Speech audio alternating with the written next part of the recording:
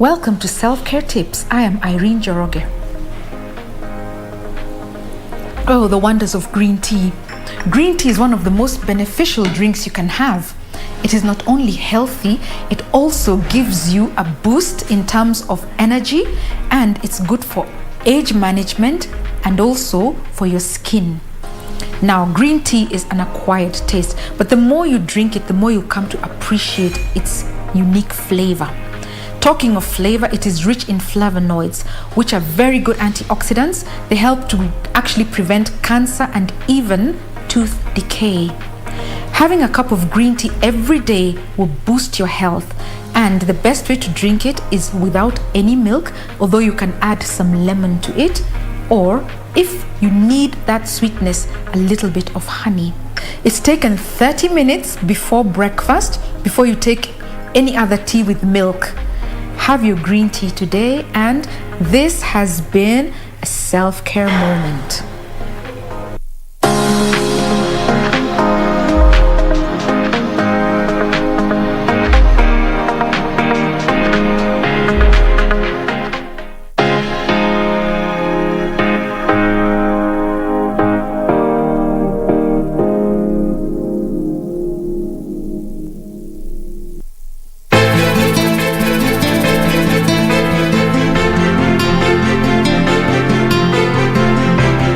Sijui ni mchawi, ana roho chafu kama nini. And your dad? What about him? Does he show you that he likes you? My dad loves me. Ungekuwa umejishughulisha na maisha yako hatungefika hapa. Nyota wako iko salama. You look so surprised to see me. It's here, I'm shocked. Hao si mambo ya kawaida, mwisho atanyooka. Kwangu sina muda. Wakati unayoona.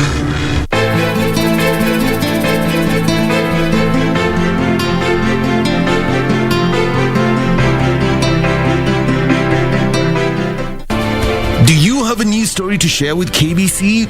Get in touch swiftly on email newsroom@kbc.co.ke, call 0723 892 654 or 0734 780 124.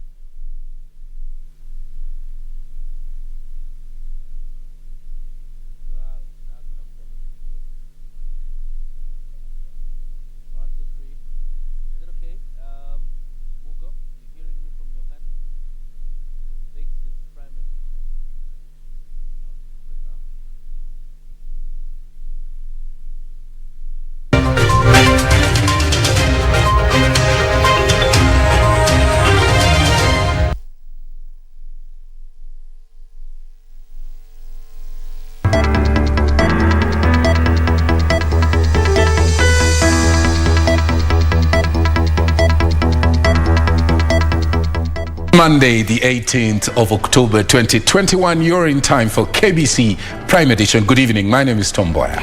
My name is Museo. We have a comprehensive bulletin tonight that includes business news and sports, plus preparations ahead of Mashujaa Day celebrations. And it's all systems go. Our man on the ground, JJ Curia, will be joining us a little later on in this live broadcast. But first things first, tonight, Prime Stories. Na mimi sina shaka mwaka ujao wakulima wetu wa majani chai haswa tena watakuwa wanasherehekea bei ambayo hawajawahi kuiona kutoka wakati tulianza kupanda majani chai katika taifa letu la Kenya. Political accountability. President Kenyatta asks leaders to answer to their call. Ali campaigns frenzy. Deputy President William Ruto and ODM leader Raila Odinga on party blueprints. We reject in totality the proposal by CRA that recommends a non-increment of the county equitable share, which is 370 billion. We want more funds. County chiefs just won't give up.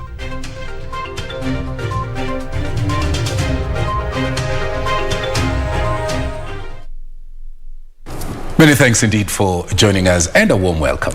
Lucy Mwaura is our sign language interpreter tonight at KBC Channel 1 News at Mboya 24 at Purity_Museo. Let's keep interacting tonight. On to our top story. President Uhuru Kenyatta has implored leaders to desist from fighting each other, but to work together for the benefit of the nation. Speaking in Kirinyaga County ahead of Mashujaa Day celebrations, the head of state attributed the development projects being implemented across the country to collaboration between the nation and the county government, as well as harmony among government agencies. The president says more transformation is expected, especially in the agricultural sector.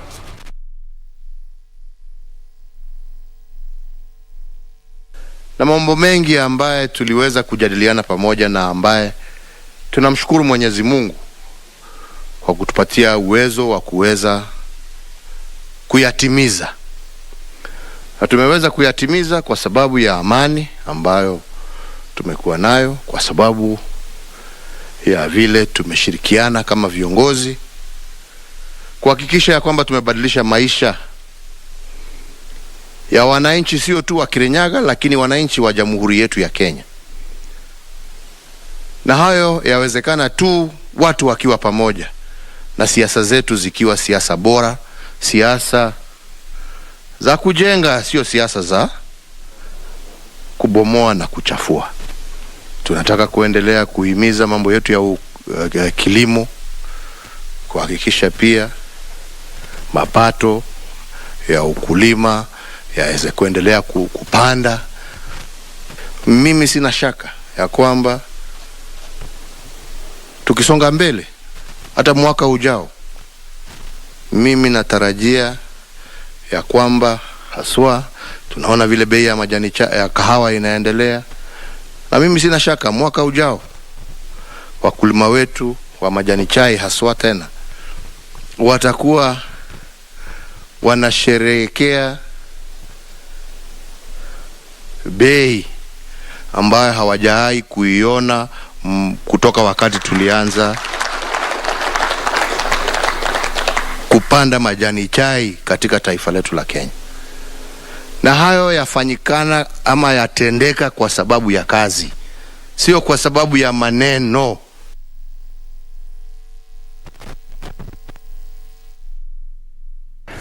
Well, in 2010, Kenyans voted for a new constitution heralding a new era in the country. Decentralization of power and resources was seen as the greatest achievement in the then new law. 10 years down the line, the fruits of devolution are visible right across the new units of governance. In Kirinyaga County, for instance, our reporter JJ Kuria spoke to the area governor Uhuru and a section of residents whose sentiments speak volumes of transformation and the new constitutional dispensation.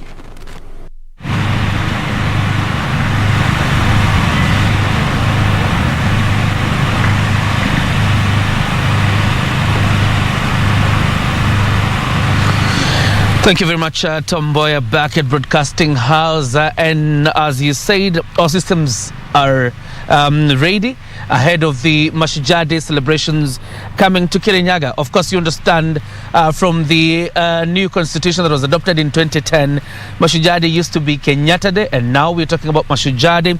And this time, after President Uhuru Kenyatta made a decision to move the celebrations to counties, it is coming to Kirinyaga. It is important to note that this is the last Mashujaa Day celebration under the tenure-or reign of President Uhuru Kenyatta. And like it's already in public domain, President Uhuru Kenyatta's guest will be the Malawian President Lazarus Chakwera, with the First Lady of the Republic of Malawi, who will be here in Kirinyaga. And the story that you carried earlier, of course, depicting the president's call to leaders from Kirinyaga to shun tribalism and hatred, as well as political rhetoric when he talked to the leaders from this particular county. Before I take you through the profile of the county of Kirinyaga, it's kind of an interesting county, you understand, and a serious competition is expected here, and political undertones probably will be really up tomorrow. The competition between the governor for Kirinyaga County, Anne Waiguru, as well as the woman representative for this county, Purity Wangui, and the NAK Kenya party leader, Martha Karua, who all angling to become governor in this county in the next elections. But before we do that, let me take you to the profile of Kirinyaga County.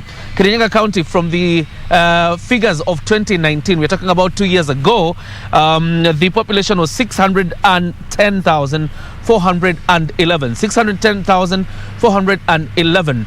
The registered number of voters in Kirinyaga County as of 2017, those that voted in the last election, are about 350,000 registered voters. Now, the size of this county is 1,478 kilometer squared, and that is the size of the county of Kirinyaga. The headquarters of Kirinyaga are in Kerugoya Kutus. Where we are right now is Uhuru International Stadium. Uhuru is in Mboya constituency, and of course, moving here to the headquarters of the county is quite a distance, but the headquarters of the county are in Kerugoya Kutus. But the largest town in Kirinyaga County is actually Uhuru, where we are right now. You may ask yourself, Mboya, what counties border the county of Kirinyaga? Obviously, to the south you have Embu, partly Machakos. Then you have to the western side, you have Murang'a County, you also have Nyeri County, and those are the counties that neighbor. And Embu to the south, and also partly to the east is Embu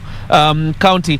Those are some of the counties that border the county of Kirinyaga. The constituencies in Kirinyaga are 4. You have Mboya constituency, you have Kirinyaga Central constituency, you also have Ndia constituency, and Gishugu constituency. The governor of this county, like I've told you, is Governor Anne Waiguru. The senator is Charles Keviro, whom we hope to speak to tomorrow, and the woman representative who will also speak tomorrow in our breakfast show, Good Morning Kenya, is Purity Wangui. The members of parliament are Kabinga Dayo from Mboya, there's Robert Gishimu of Gishugu, George Kariuki of Ndia, and John Wambugu of Kirinyaga Central. Very quickly, before I introduce an interview of Governor Anne Waiguru earlier, the freedom heroes from this county. It's quite important, Mboya, to note the number of women that participated in the fight for independence in this county. And you're talking about the freedom fighters in Mau Mau. Some of the generals, General Kasam Njogu, General Matene, General Kiambati, General Shui Wamararo, those are men. But let me take you very quickly through a list of ladies who participated in this entire process. And you find quite an interesting number.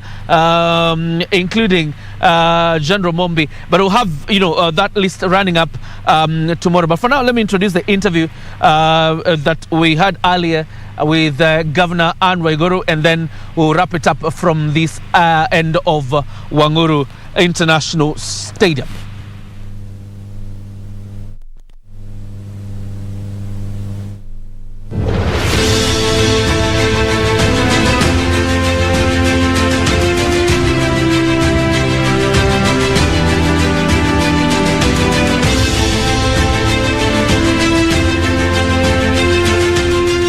Mimi kama gavana wa Kirinyaga County ningependa kwa niaba ya wakazi wote wa Kirinyaga kukaribisha sana nyinyi wote katika sherehe hii ya Mashujaa Day.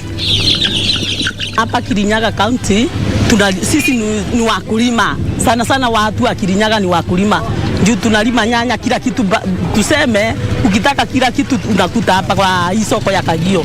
Hapa ndio tunakuanga na msere mingi sana. Msere ile ina aromatic. Mjani kulima wetu. Natusaidia kukusomesha. Yani mambo mengi sana. Pesa tu ni hapa, kazi ni hapa, tumejiajiri hapa. Sisi ndio namba 1 katika nchi ya Kenya.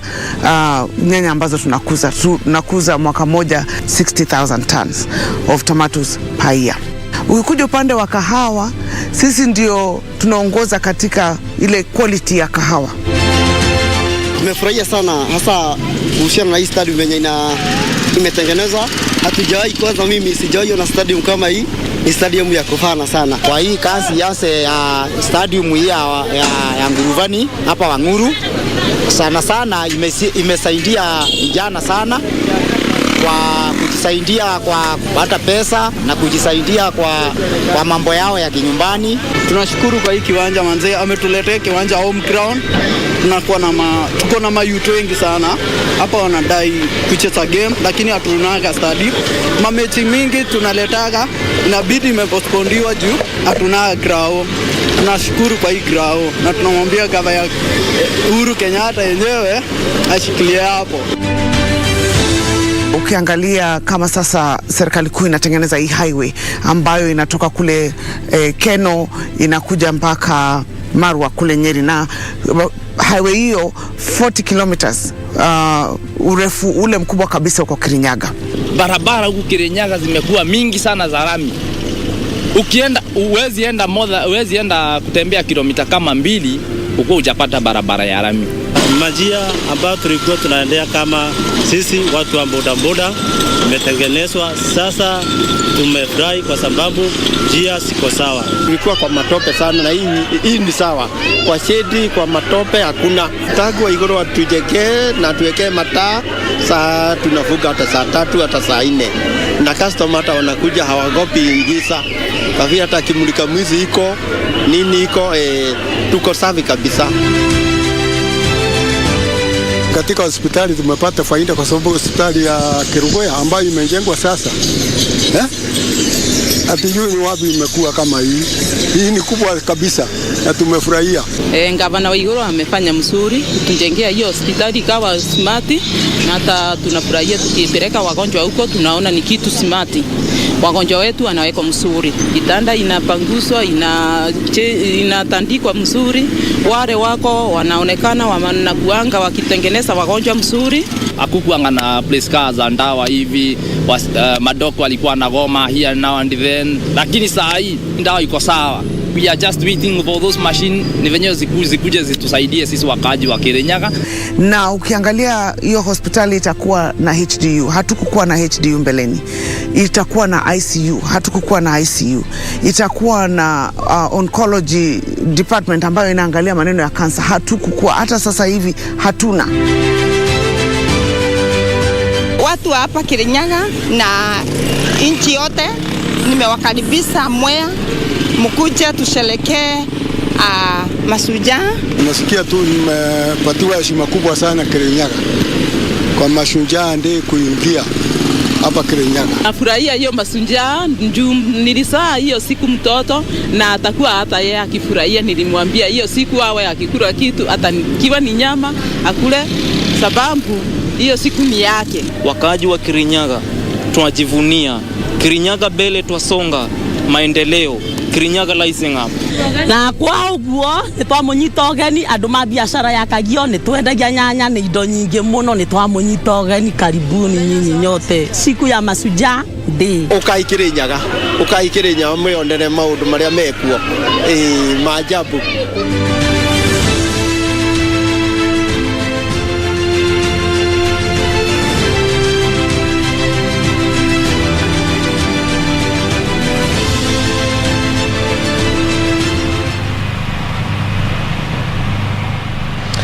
Of course, Governor Uhuru's interview there, the emphasis really on agriculture, the fact being Kirinyaga County is a producer of tea, is a producer of coffee.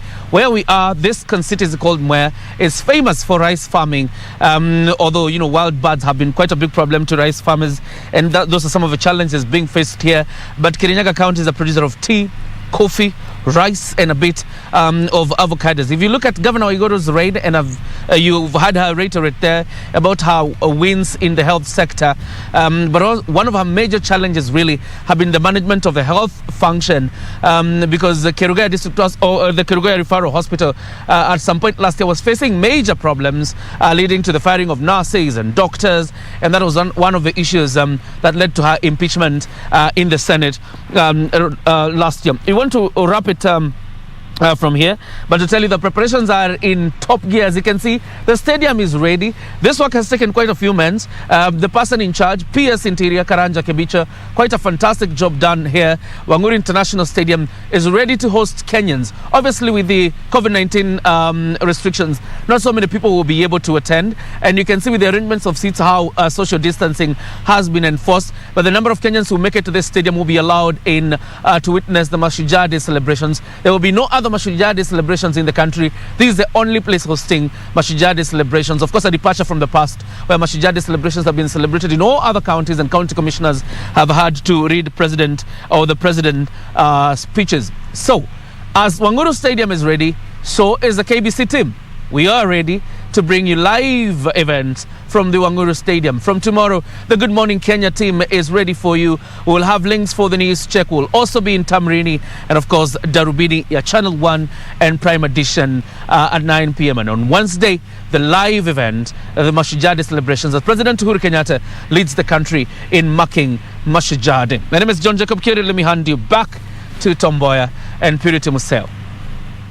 Many thanks indeed, JJ Kuria, coming to us live from Kirinyaga. And thank you so much for pointing out the role that women played during the liberation struggle. Of course, remember, tomorrow we'll be bringing you the live proceedings, as JJ Kuria indicated. They are live from Kirinyaga.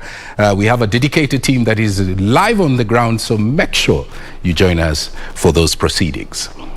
Well, moving on, the Council of Governors has rejected the proposal by the Commission on Revenue Allocation to retain the county allocation of 370 billion shillings, instead proposing an additional 381.45 billion shillings to bring the total allocation to counties to 751.45 billion shillings. The governors say additional funds would safeguard devolution and ensure optimal implementation of devolved functions by county governments. Citing the Constitution Amendment Bill 2020, the governor said that counties should not be allocated less than 35% of all the revenue collected.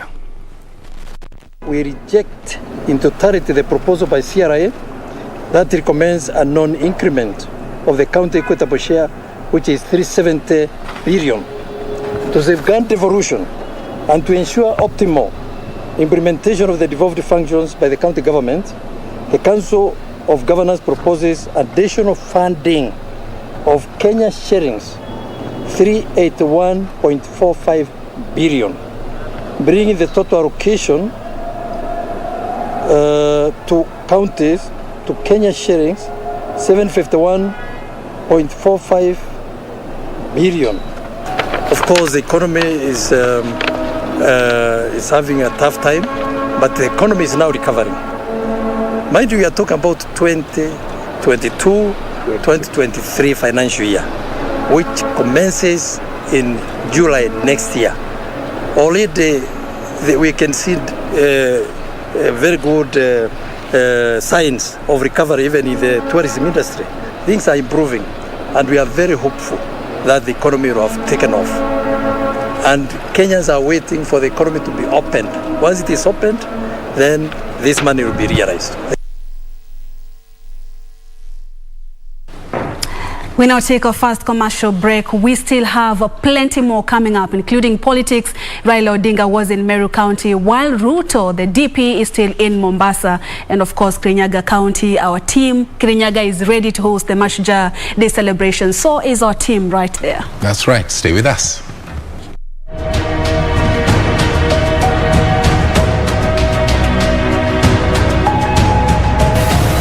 Usikubali kwa watu kuchafua serikali, na usikubali kwa serikali aende kando. Ikiwa kama unaona sisi tuko na kasoro, sema wasi. Hapana kaa kimya. Utasema tu kwa sauti ya wale watu wenu ambao iko katika parliament. Kwa maana ikiwa kama wewe iko kwa kiwanjani ya mpira, kama wewe unacheza, unadhani wewe ndio unajua kushinda watu wote? Si iko watu wengine huko nje ambao wanasema kwa nini hapa napiga kule? Kwa nini hapa napiga kule? Kwa hivyo ukitiwaambia ati jaribu kuangalia kule na kule na kule, tena ufanye umoja, hii ndio tutasaidia.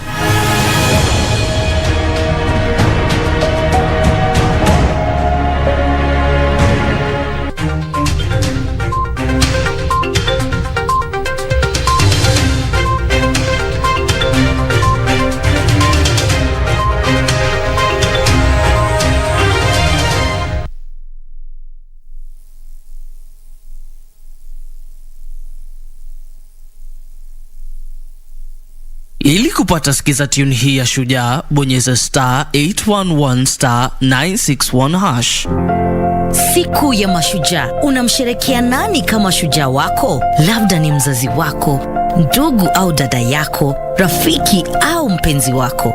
Ni nani ameboresha maisha yako hadi akawa shujaa wako? Ili kupata sikiza tune hiyo ya Shujaa, bonyeza *811 *961#, *811 *961#.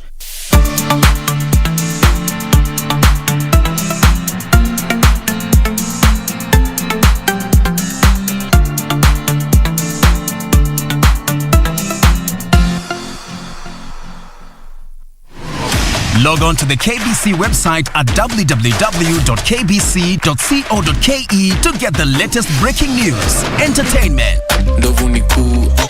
sports, politics, lifestyle or business trends from Kenya and around the world. Never miss new episodes from your favorite TV shows, reruns and movies. Just stream online or watch live on your YouTube channel at KBC Channel 1 TV shows. For the day's biggest stories, trustworthy news and family entertainment, log on to KBC Channel 1. Watch what you want anytime, anywhere.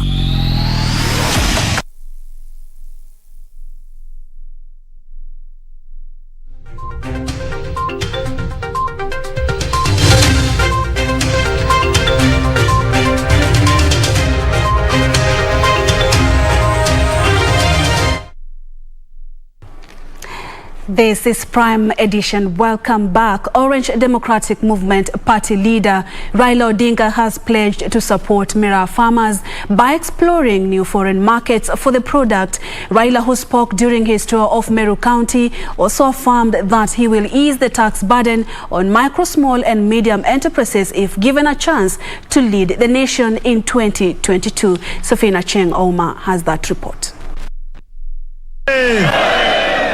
Orange Democratic Movement Party leader Raila Odinga took his charm offensive to Meru County. The former premier, who has his eyes on the country's top seat in next year's general election, dangling the carrot to Miraa farmers by pledging to explore new foreign markets for the product. Mimi leo nimetembea hapa na kwa mara ya kwanza nimebeba miraa kutoka kwa mti mpaka kwa mkono yangu. Na mimi nimesikiza hapa vile ameongea. Anasema yeye akiwa rais atafungua milango ya kupeleka miraa Somalia, Somaliland. Atafungua milango ya kupeleka miraa DRC, namna hiyo. Na mimi nasema kwa sababu mnatupokea vizuri, kuanzia leo ile miraa inaingia Mombasa hailipishi ushuru tena.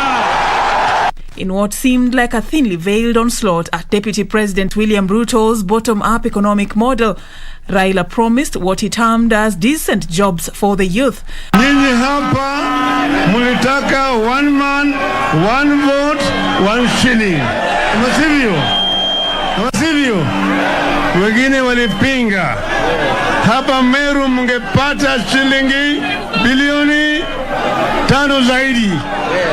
Sasa jamaa wamezuia, lakini hiyo rege ilienda to half time. Itarudi. The former premier also vowing to ensure that every vulnerable Kenyan gets a monthly stipend of up to 6,000 shillings if he becomes president. Alafu juzi nilitangaza hadi kwa sababu ya umaskini kuna jamii zingine hapa hawana mapato, hawana kazi.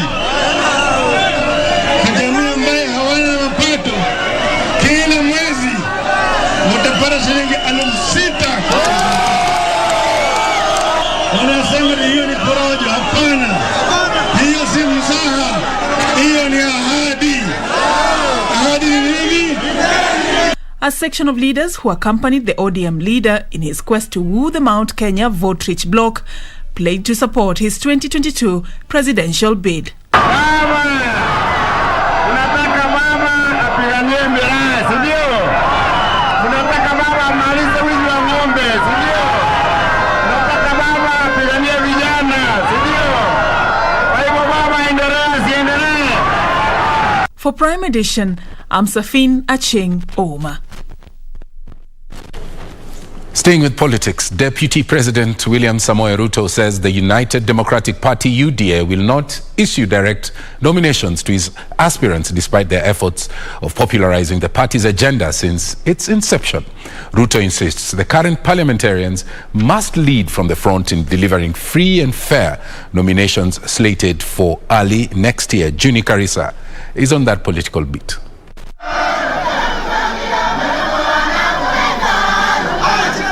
The fifth day of the Deputy President William Ruto's charm offensive tour at the Coast region saw him hold a consultative meeting with over 300 UDA aspirants drawn from Mombasa and Kwale counties.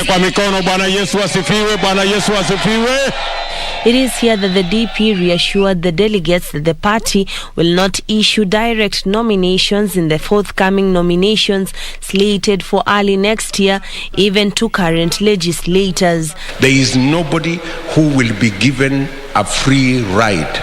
There is no direct nomination going to nobody unless we have only one candidate. He further warned candidates using aggressive politics to popularize their bids of dire consequences. Violence will never be part of the modus operandi of this party. We want reason, not force. We want ideas, not hooliganism.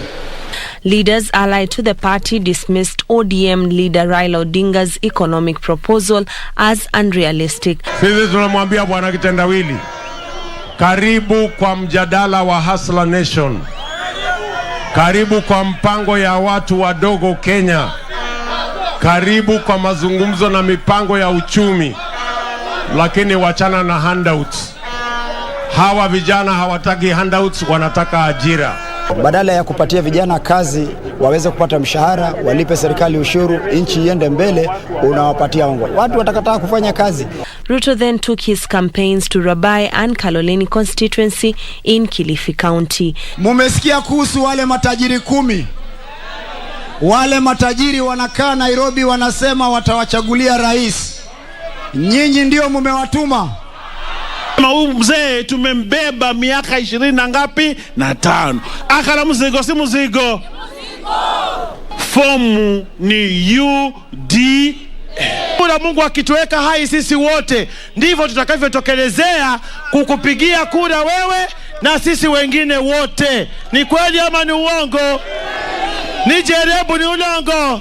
Sisi tumewaambia waungane, lakini watakutana na sisi Hustler Nation unyo kwa unyo kwa debe mwaka ujao.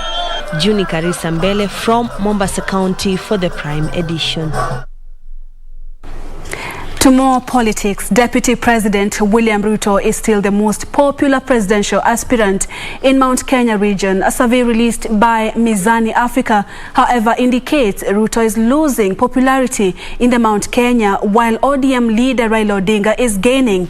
Meanwhile, the IEBC has so far registered about 491,000 new voters in the last 2 weeks. Kevin Washira reports. An opinion poll by Mizani Africa indicates the popularity of Deputy President William Ruto in Mount Kenya region is declining, while that of ODM leader Raila Odinga is on the rise.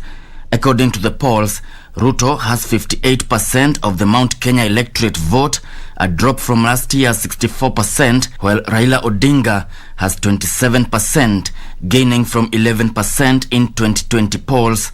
Who would be voted for then if elections were held 2019? And William Ruto had 76% popularity ranking in Mount Kenya region. Okay, at that time, Right Honorable Raila had what? 5.4%. UDA party remains the most preferred political vehicle in Mount Kenya region at 61%, while ODM is at 22%. 67% of Mount Kenya region want a female deputy president in 2022. The most probable female deputy president is Martha Karua at 34%.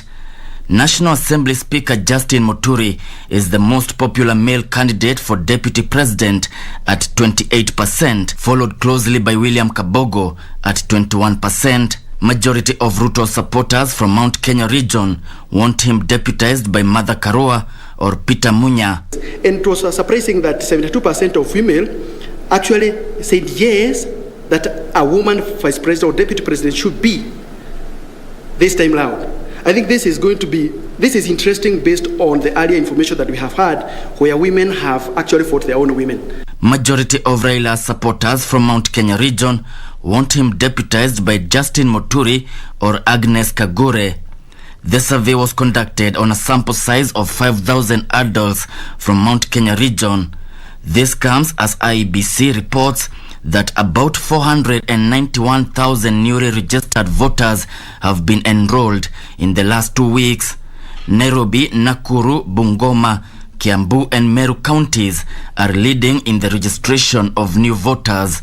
Kevin Washira, Prime Edition. Now, let's look at other stories also making headlines. Developers of the collapsed Membli building will face disciplinary action if found culpable of negligence.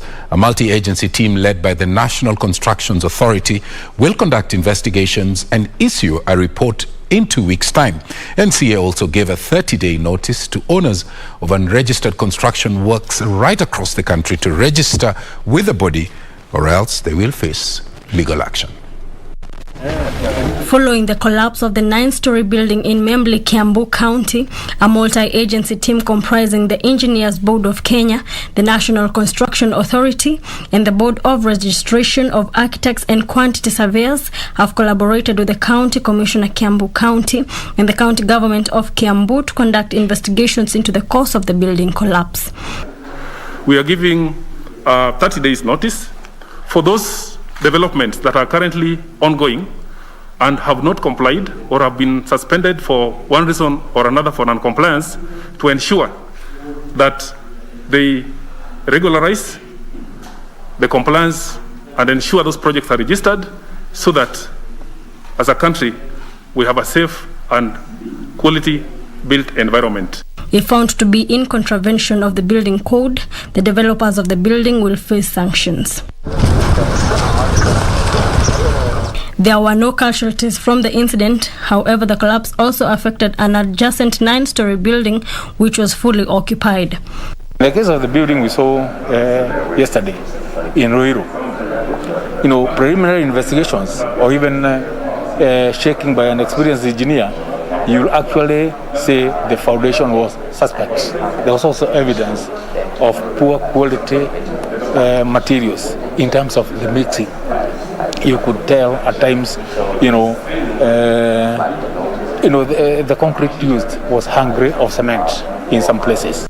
Meanwhile, car owners and dealers whose vehicles were destroyed in the rumble are calling on relevant authorities to expedite investigations into the matter.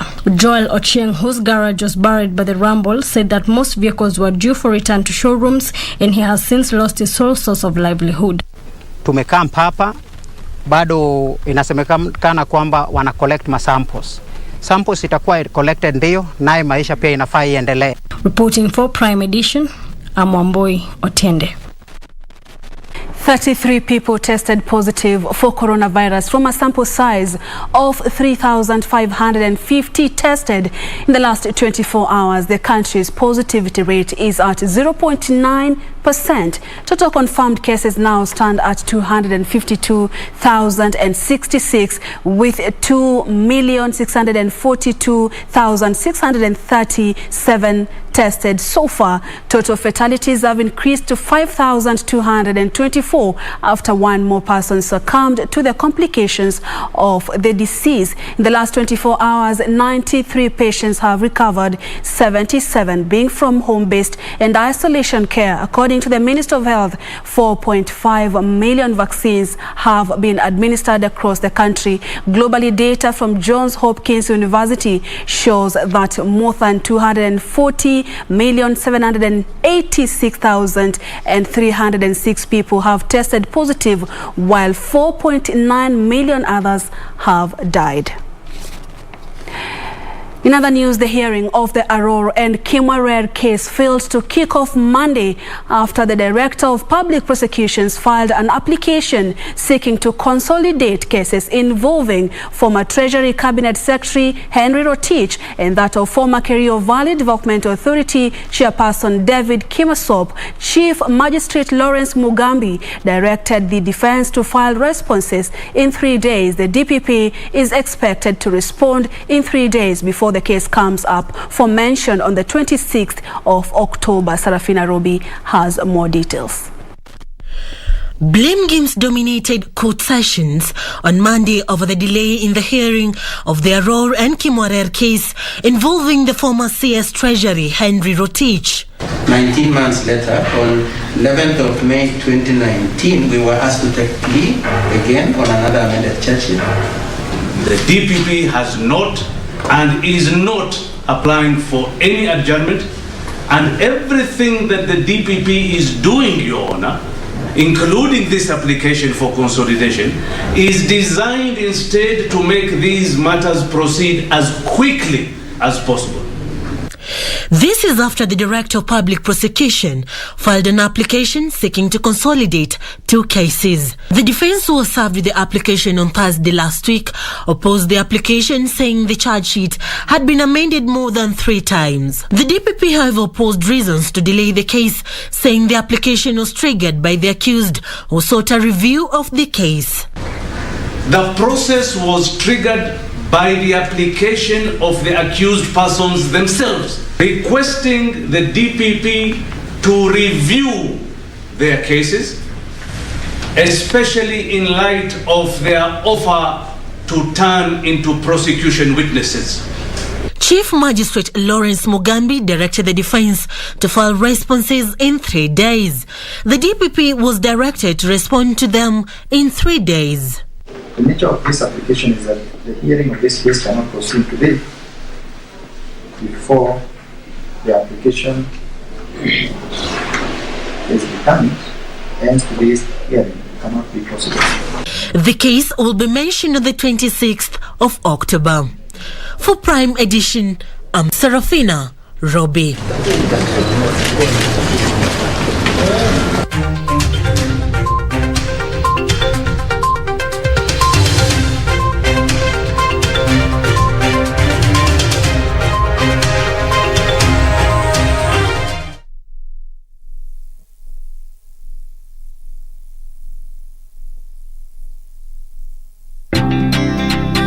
Holders are notified to report and surrender unclaimed financial assets to the Unclaimed Financial Assets Authority on or before November 1st, 2021. It is now easier to report and surrender. Visit www.holders.ufaa.go.ke and get started. Beat the November 1st, 2021 deadline. It's your turn. Pass the baton. Unclaimed Financial Assets Authority. Receive, safeguard, reunite.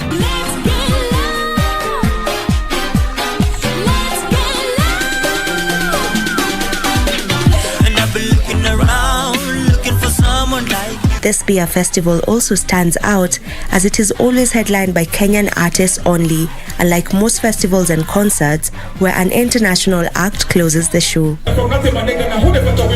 When we are clapping for poets, we don't clap. We snap our fingers. Yeah. What's the reason? Poetry doesn't have a beat, or you might find it's live.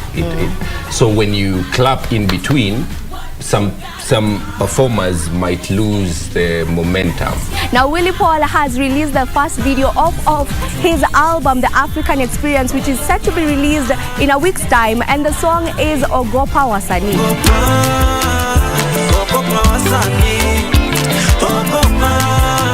And guess what? Passion is passion. He has gone back to the studio and he has given us such a beautiful song that is really, really emotional. The song is Manifest, featuring Viri the storyteller. This is the end. Is this the end? Imejipata deep end. Is this the end? I feel kama ja ananites. Nimechoka.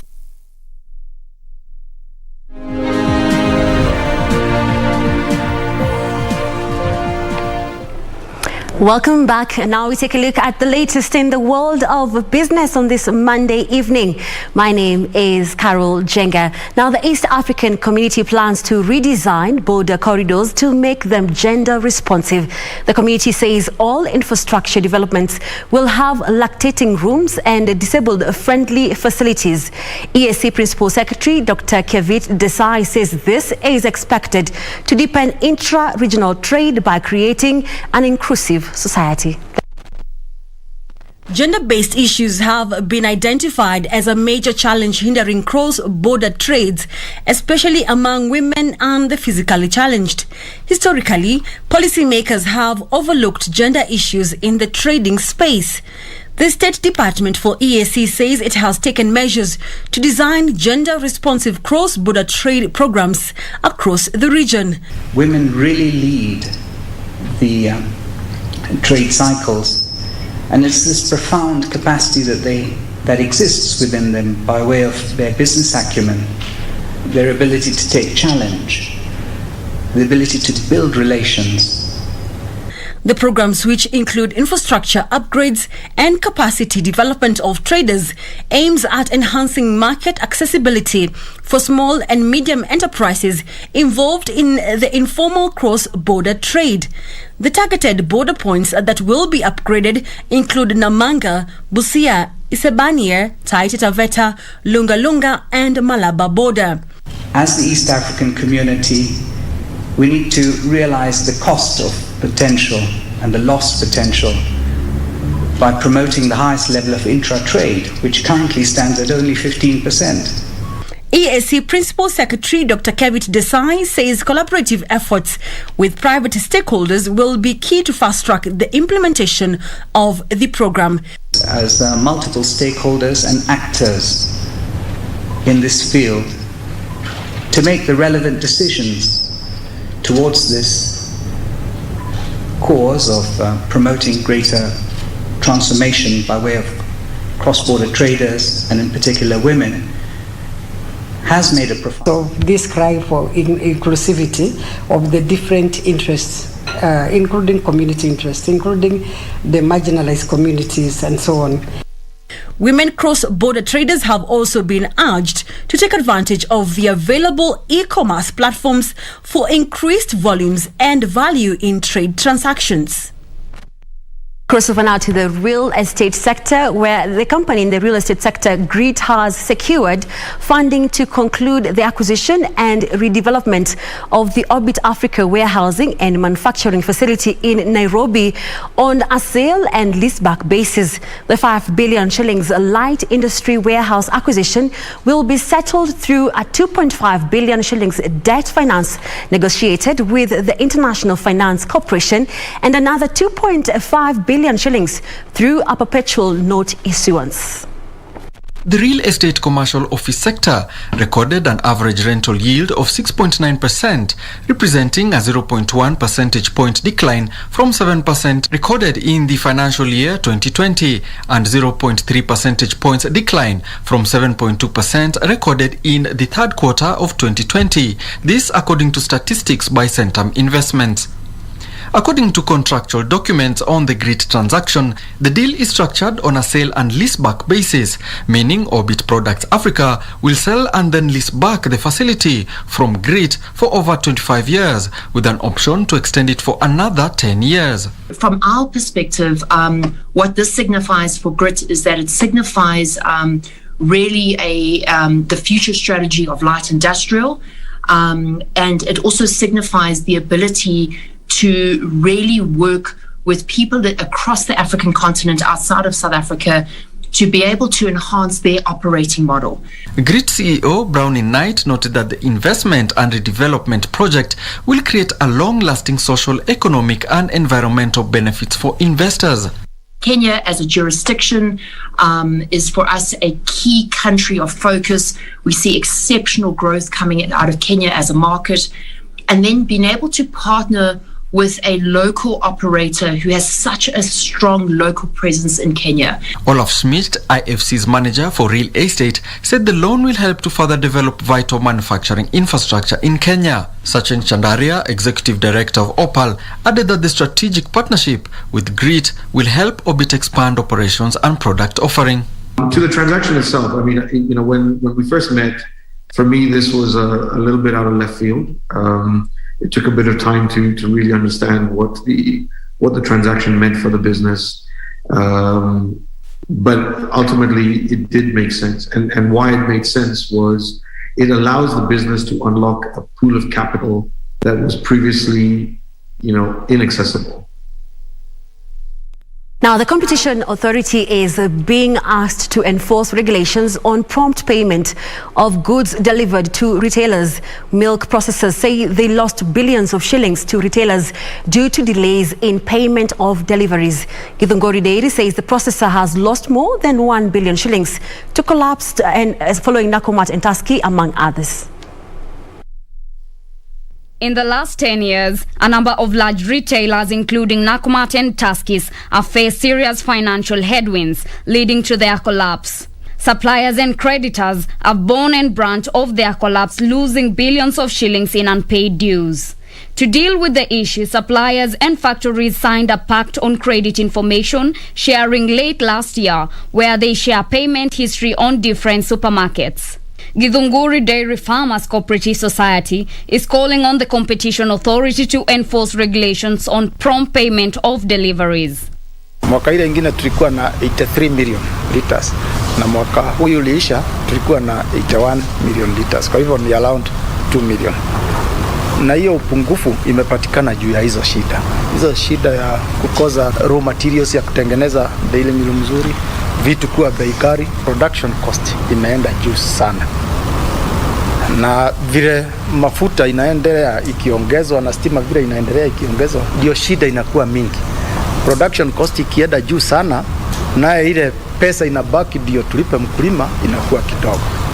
Githunguri Dairy Chair George Kinothia says retailers should be compelled to pay for deliveries within 7 days. Funga na 8.1 billion hiyo ni turnover. Na mwaka huo mwingine ilikuwa 7.6 billion.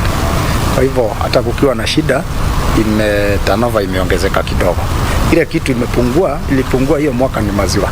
Because maziwa ilikuwa mwaka ile mwingine ilikuwa 83 million liters. Na mwaka hii iliisha ilikuwa 81 million liters. Kwa hivyo kulikuwa na upungufu wa kama 2 billion liters. The milk processor has lost billions of shillings to 5 supermarkets that are under receivership with no hopes of payments. The company has seen its turnover jump to 8.2 billion shillings in the year of June 2021, despite a drop in milk deliveries due to an outbreak of foot and mouth, as well as lumpy skin that affected dairy cows in the region last year. The industry is grappling with a shortage of animal feeds, where 4 millers have closed shop due to lack of raw materials and expensive shipping cost. Well, and that is how we wrap up business news for tonight. But before I go, I'll leave you with the foreign exchange rate and also how the shares are trading at the NSE market. Good night. My name is Carol.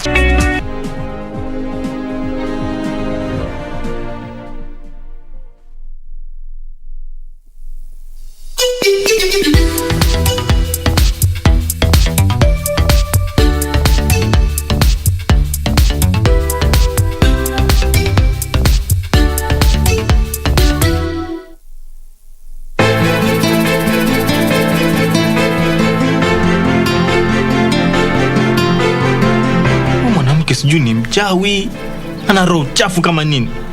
And your dad? What about him? Does he show you that he likes you? My dad loves me. Ungekuwa umejishughulisha na maisha yako hatungefika hapa. Nyota wako yuko salama. You look so surprised to see me. It's here, I'm shocked. Hao si mambo ya kawaida, mwisho atanyooka. Kwangu sina muda. Wakati unayoona.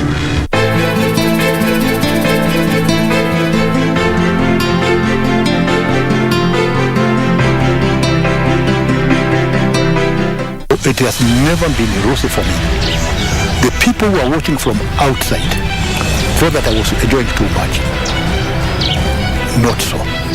I benefited a lot. But equally, I suffered a lot. How is it like working for the president almost around the clock?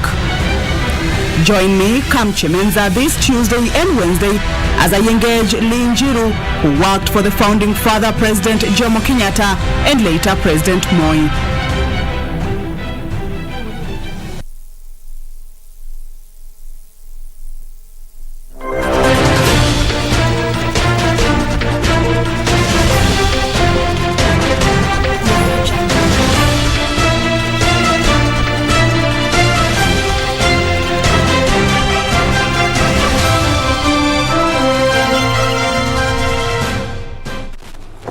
Good evening. This is KBC Sports with me, Richard Munga.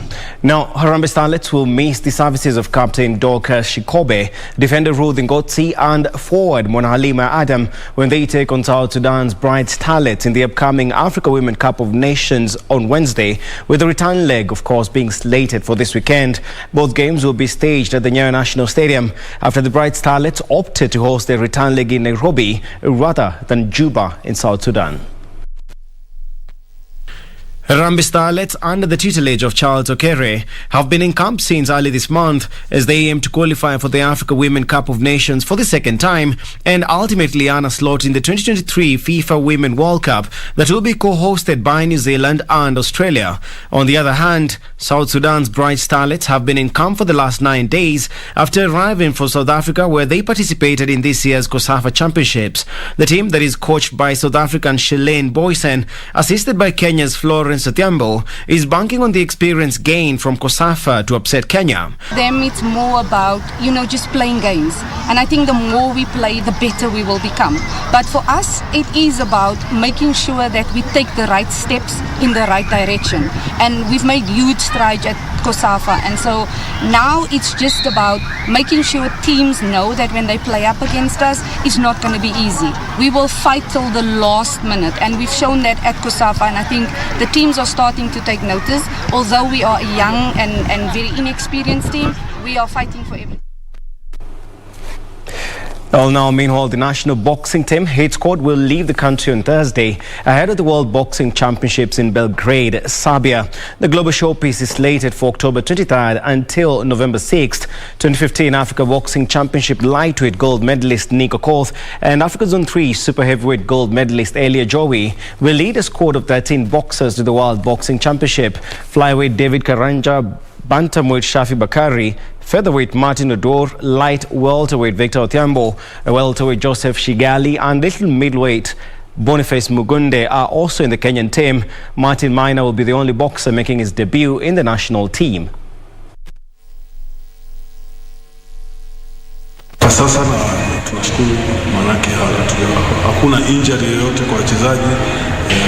Nafikiri sasa tuko katika position ambayo kwamba tunafanya polishing, movements na speed works, speed back drills za speed, pad drills za speed, ili kutuwezesha tuwe tayari kabisa kwa mashindano ambayo yataanza tarehe 24. Hizi imekuwa kila siku tunaona kitu mpya.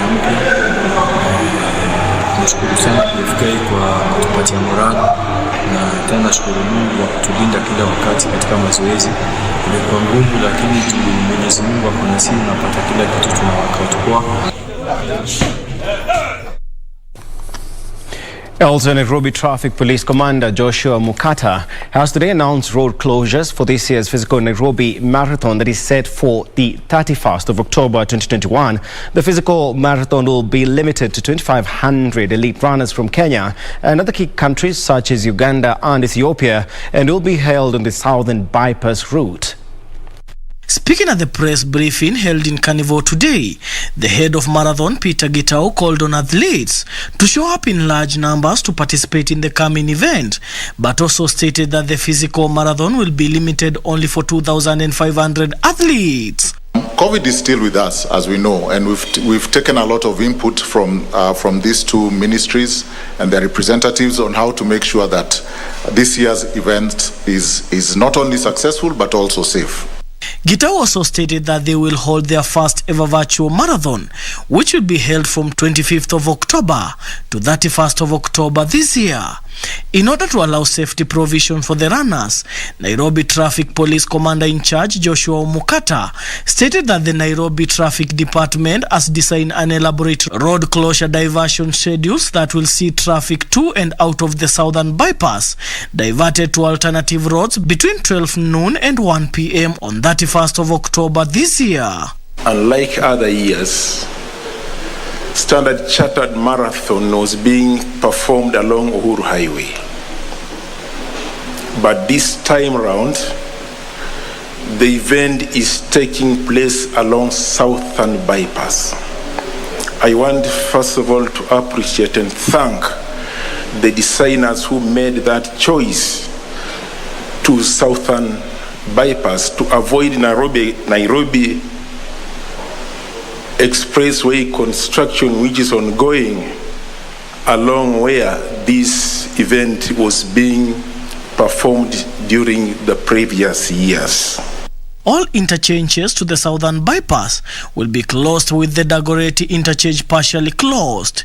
The start and finishing point will be at the Carnival grounds and will feature different race categories, namely 10 kilometers, 21 kilometers, 21 kilometers wheelchair race, 42 kilometers and 42 kilometers corporate relay. Daniel Mwendwa for Prime. And Tusker FC head coach Robert Matano is hopeful that the Kenyan champions can still register an upset away to Zamalek on Friday in their second leg CAF Champions League match. The Egyptians earned a first leg advantage in their first round clash after beating host Tusker 1-0 at the Nyayo Stadium. Here's a look at some of the results from an action-packed Champions League and Confederation Cup weekend.